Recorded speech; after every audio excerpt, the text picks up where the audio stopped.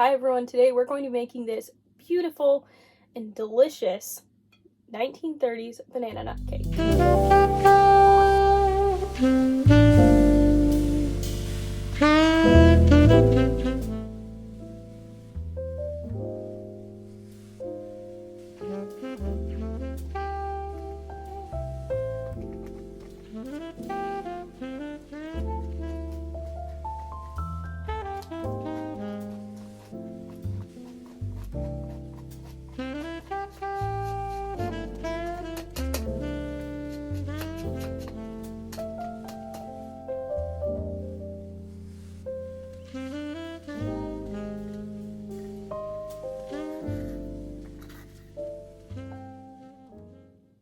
So I've sifted the flour once, and now I'm going to add our baking powder. I believe this is this is 2¼ teaspoons. And we are going to add our salt. Then we're going to give this a good mix and then sift it 3 more times.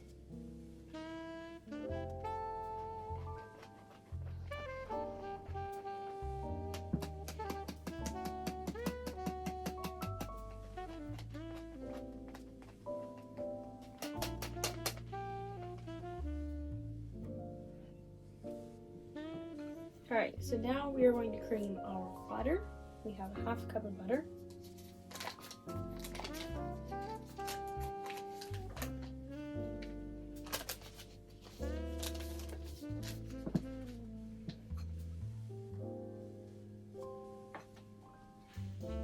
Alright, so now that our butter is creamed, basically it's just like almost about the texture of margarine, or the shortening is very soft and well combined, there's no lumps.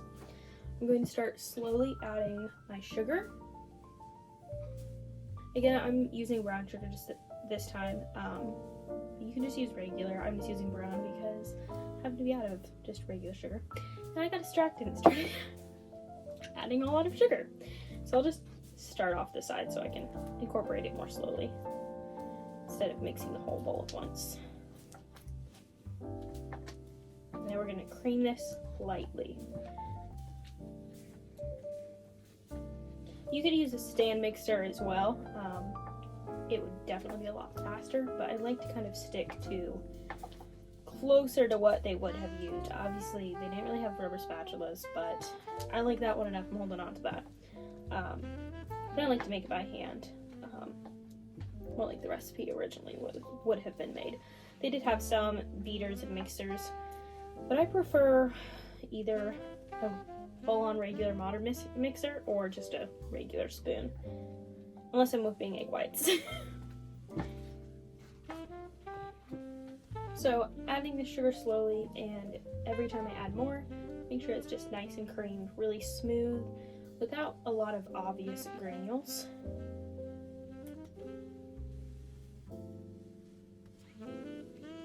About 1/4 cup at a time would probably be good. This is done. This is about what it looks like.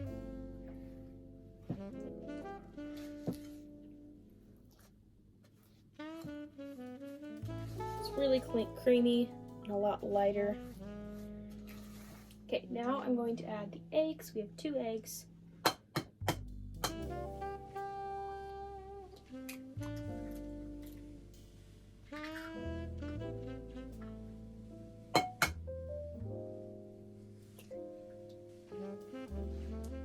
Okay, now that these are all incorporated, I'm going to start alternating the flour mixture with our milk.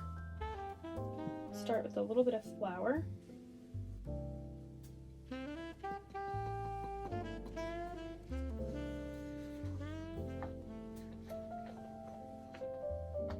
And after each addition of the flour mixture or milk mixture, you want to make sure it's mixed really well before adding the next one.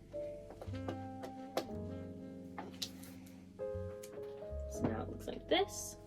Really smooth batter, no flour on the sides. And now I'm going to add a little bit of milk.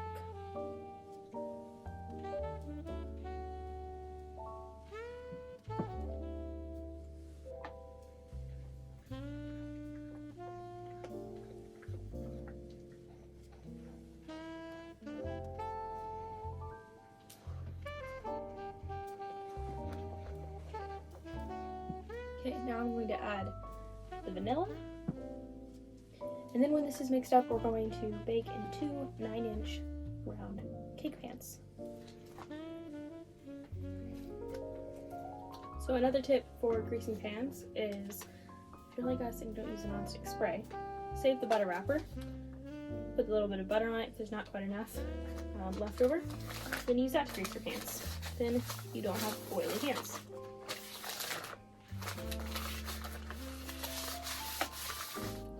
You can also take used butter wrappers and fold them up into quarters and put them in a zippy bag in the freezer. Store it, and then whenever you have a pan to be greased, pull those out, because a lot of times there's a good amount of oil sticking to them.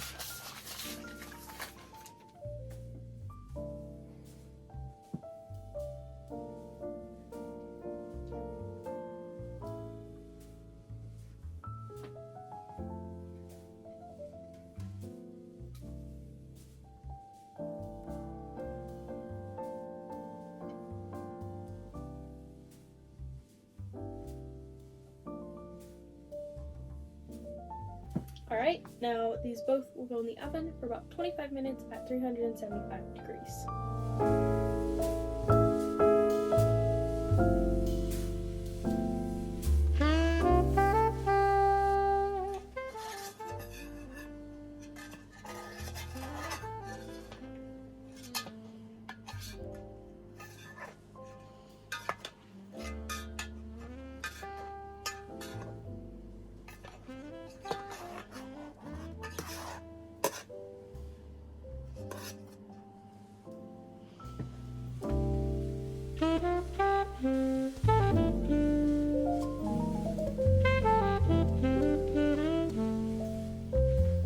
So it's now the next morning. I made the cake and I let it cool overnight. Now it's time to make the frosting. It says to use the recipe for Harvest Moon frosting, which is in the cookbook, which is 1 cup of packed brown sugar, a dash of salt, 1/4 cup of water, and 2 egg whites, as well as a teaspoon of vanilla and 3/4 of a cup blanched, chopped, and toasted almonds. So I don't actually have a double boiler like the recipe calls for, so I just have a smaller pot that opened to a larger pot with water in the bottom. So I have this, and in this I'm going to put the sugar, our 1/4 cup of water,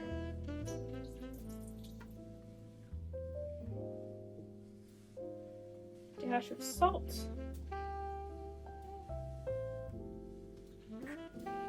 and our 2 unbeaten egg whites. And I'm going to mix this in a double boiler, like I said, for over about medium heat, and I'm going to be stirring it with a rotary beater until it is very thick and it makes stiff peaks. About 7 or 8 minutes is what the recipe said it would take.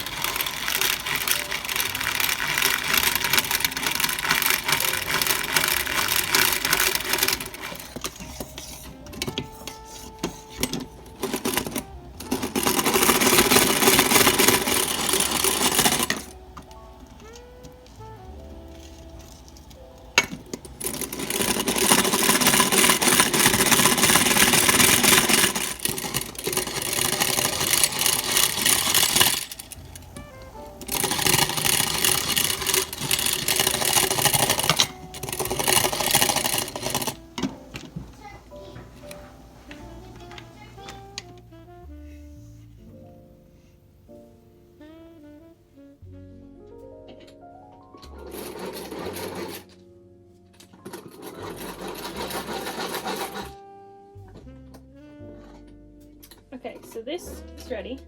It's pretty thick, kind of like marshmallow cream. And I'm going to add the vanilla. And then I'm going to keep mixing this until this is very thick and has cooled down more.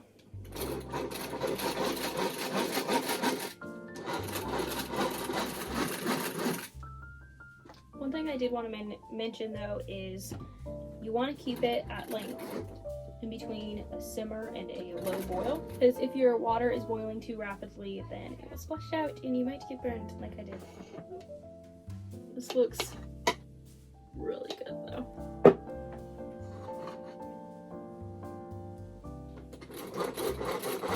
So I whisked this for a while, and oh good, it looks like it's gonna be fine. It was kind of hard to tell if it was at a spreadable consistency yet with just the beaters, but I think it'll be just fine. It might be a little bit soft. I was a little bit disappointed though, because as I whipped it and stuff, it seemed to go down in volume instead of increasing in volume. So it looks like less now. Can't really see that, but it looks like less now. And I wasn't sure if I whipped enough. I think I did now, but we'll just see. I decided I'll just risk it, and I'm going to dump in the almonds now. And these were actually slivered almonds that I got toasted. Ooh, that looks really pretty with all the nuts in there. They were slivered, and then I toasted them in a pan and kind of broke them up to smaller pieces. Alright, so this is what it looks like now, and let's put it together. So I'm going to put a little dab of frosting in the center to kind of help secure it, help it not slide around so much. Not too much though. So let's do it this way. Set that there. Now I have a banana, and I'm going to slice this.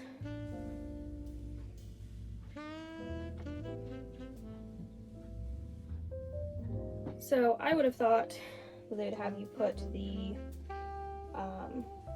banana on after putting on icing, but it says to do a layer of bananas next, and then we'll do a layer of the frosting.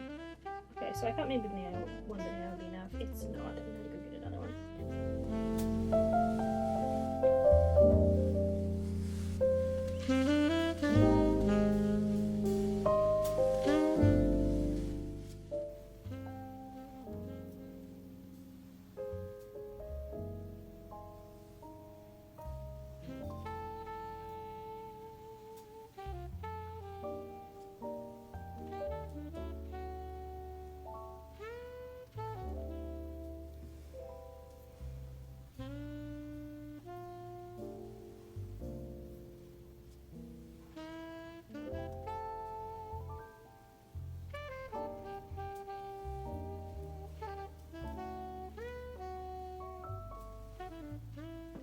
So that ended up taking almost 2 bananas. Now we're going to do some of the frosting.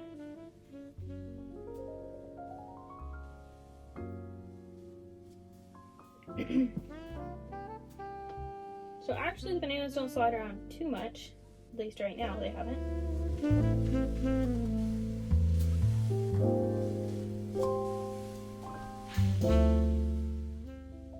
Well, that one was a little bit smaller and decided to come up.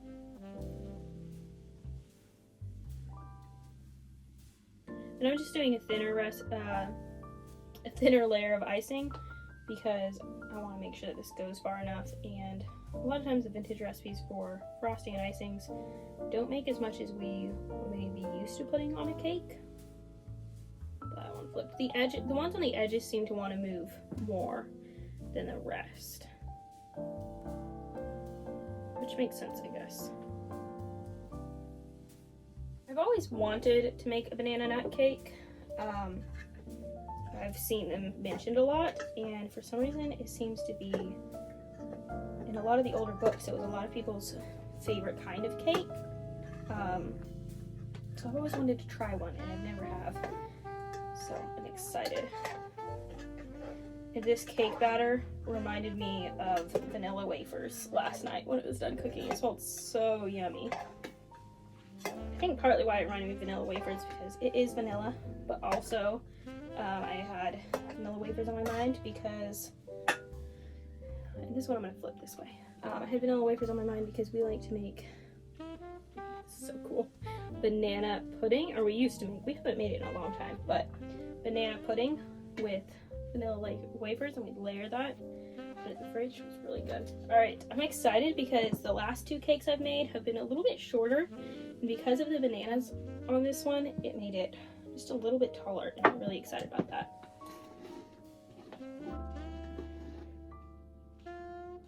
when I do the outside of a cake, I like to do almost all, but not quite all, on top, so I can kind of smooth it out and then down the sides, and then I'll save a little bit behind just to fill in any spots I might find. It easier than having to scrape off frosting later to get enough to fill holes.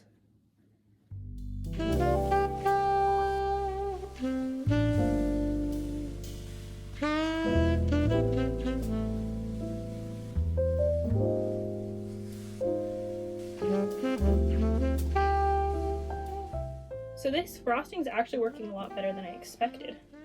It goes on really well. The nuts in it don't make it any harder. They might even make it a little bit easier because you don't have to worry about the little tiny dents and pockets because it just blends in. This actually is kind of reminding me of the, is it terrazzo? I'm not sure. The kind of like little, how they'll use little broken bits of tile in concrete to make new tile. That's kind of the look that I'm getting from this. I think it's partly because I used slivered almonds and then cut those. Okay, so this went really smoothly. Start working it down the sides, but I think this wasn't quite centered at first. So we'll kind of even that out. Alright, now I'll start working it down the sides.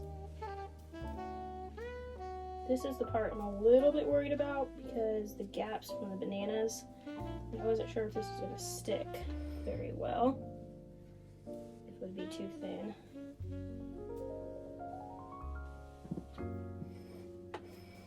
Oh, good. I've got more coverage on it than I thought I had.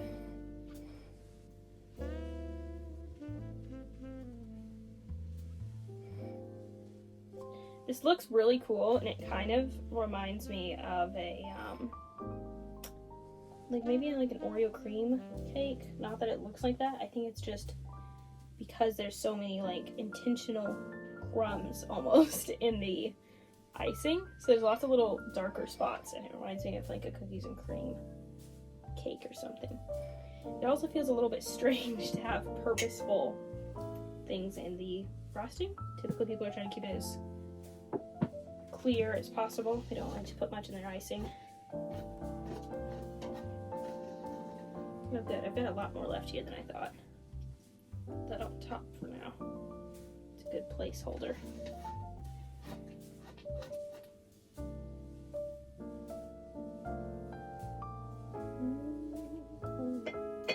Something that helps too is last time, I don't have like proper cake decorating tools, and last time I was using a butter knife that was a little bit, it was these exact same cake pans, but the blade on the butter knife was much shorter, and that was so much harder to get the top even. So I'm definitely gonna start using this one because this one has a lot longer blade. And who knows, maybe sometime I'll invest in some good cake decorating tools. Also, I think it would help to get the bananas closer to the edge. I was a little bit worried about that making it too slick, and like make the cake slide around more, but the areas that I got the bananas closer to the edge, it actually is a lot easier because I'm not having to fill the gaps with frosting now. So next time I fill that layer as full as possible with bananas.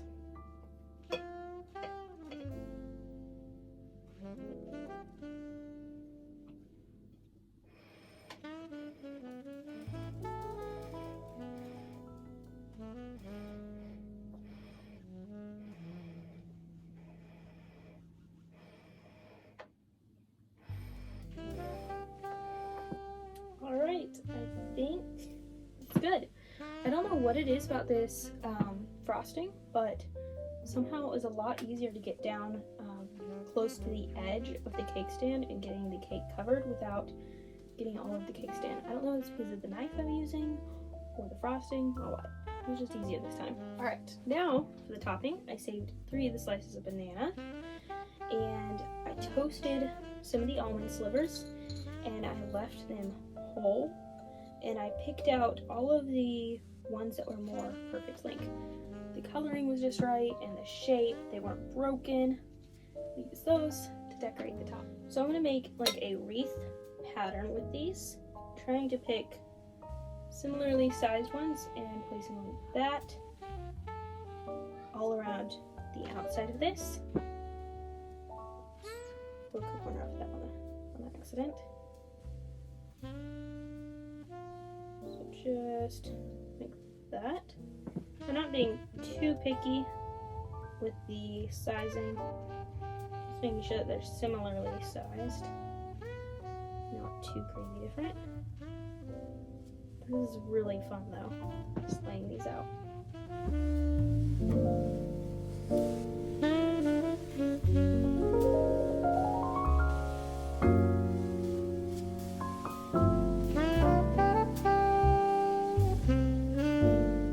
I think this would look really cool too if you made it like not a wreath, just like two pieces going that way, making them face the opposite direction.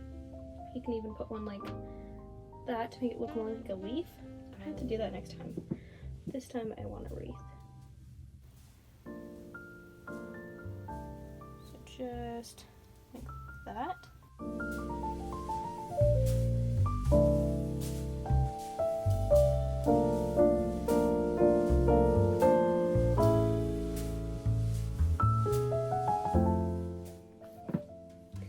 This looks so pretty. I do want to say though, you're going to need more almonds than you think for the top. I had this dish pretty much full and there's not a whole lot left. These are the ones that ended up being more broken. There are a few in here I could use, but finding ones that are similar sizes and similar coloring is a little bit hard, and you notice more of the overly done ones once you pulled out more of the almonds, and then you realize not all of those ones that you had are as usable as you thought. So now, the very last finishing touch, we have these 3 bananas that I've sliced pretty similarly in size. Put that in the neatest center as possible. And I'm going to layer these slightly overlapping. I'm so happy. This turned out like exactly how I imagined it, but like a little bit better even. I'm so excited. I just want to look at it. I don't even want to eat it yet. It smells really good though. I can smell the banana because I had freshly peeled bananas. I can smell the icing and all of it. It smells so good. Alright, let's take some videos of this and some pictures because I'm really happy with it. And then we'll try it.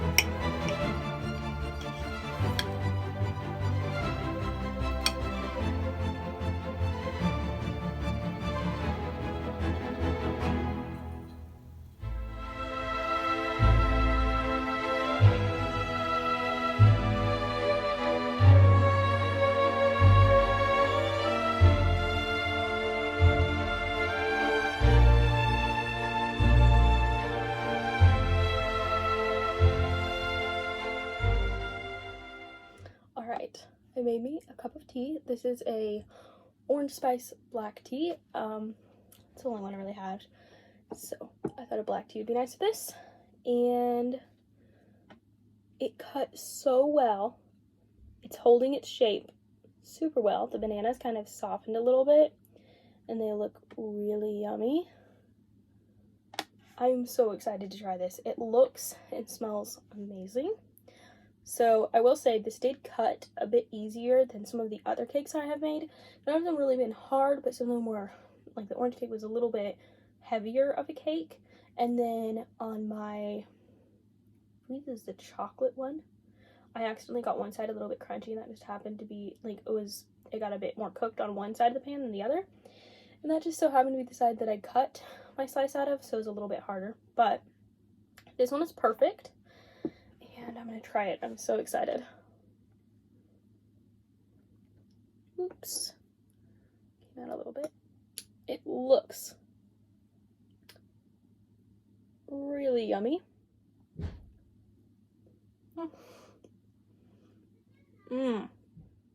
This is super, super yummy.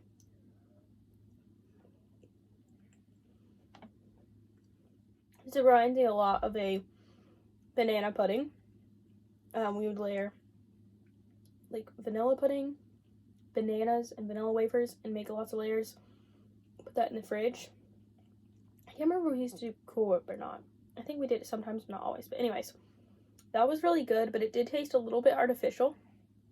This tastes really good because it has like real vanilla in it, has the bananas, and then the frosting has like a little bit of the toasted almonds in it, which gives a really nice flavor. And it just, the slightest bit of crunch. You don't really notice it very much because there's so many other things in here, like the cake and the banana. But it just adds a subtle crunch that's really yummy. And the toastiness is so good with the banana. And then the cake has a very good vanilla flavor. I think it's partly because typically I put vanilla in other cakes that have other flavors, so I don't taste it as much, but you can really taste the vanilla in this, and it's really, really good. And the bananas are just really good. I was a little bit worried you wouldn't have enough banana flavor. Not really worried, but I was wondering how strong the banana flavor would be. But I used a ripe banana, and just having that one layer of bananas in here gives it plenty of banana flavor, and it's really, really good. It does tend to squirt out a little bit in between the layers, the frosting does. I think that's partly because the bananas had some time to sit while I made tea and stuff, so they got a little bit softer and some of the juices came out. Also, like I said, it's pretty humid, so that could be part of it too, and it's not a problem. It's just, and it doesn't affect cutting it at all. It's just whenever you're going to take a bite. I think this is one of the most tender cakes I've made yet. It has like a good amount of, air pockets in it. Without them, they're not very big, so they don't cause a problem. There's enough in there, it's just like really light and fluffy, and this is really good. So I'm definitely going to be making this again. This was so good. Definitely recommend this one. It's really light, fluffy cake, and it doesn't taste overly sweet. It's like the perfect level of sweetness. I don't feel like it was too hard to make. They were right. It took about 7 to 9 minutes to whip the frosting enough, or to cook it in the double boiler. And then whipping it when I was done, I probably did that for almost 20 minutes, but that's because I was expecting it to get really thick, and I could have stopped at maybe 10 minutes, maybe even less than 10 minutes. Because it looks so glossy, and it's like the consistency is so different, it looks like the frosting is just gonna slide off the cake, whatever. It just looks so shiny, and it looks wet, but it sticks just fine. This has been sitting in the humidity and heat. It's not extremely hot in the house, but still pretty warm, and it is completely fine. It's holding together fine. I cut that slice of cake a while ago, and you cannot tell. So definitely holds up pretty well. Of course, like all cakes, you don't want them to be like in the direct sun or in the heat, but it holds up pretty well under the heat. Yeah, I hope that you enjoyed this video, and this cake is really good, so I highly recommend it. If you'd like to see more cooking videos, I have all of my cooking videos arranged by playlist. I have the Tasting the Decades series decade by decade, so you can choose a specific decade if you're interested in a certain one, or you can watch my Tasting the Decades playlist, which will play all of them in order of when I put them out. And as always, thank you so much for watching. I appreciate it so much, and I'll see you in the next video. Bye!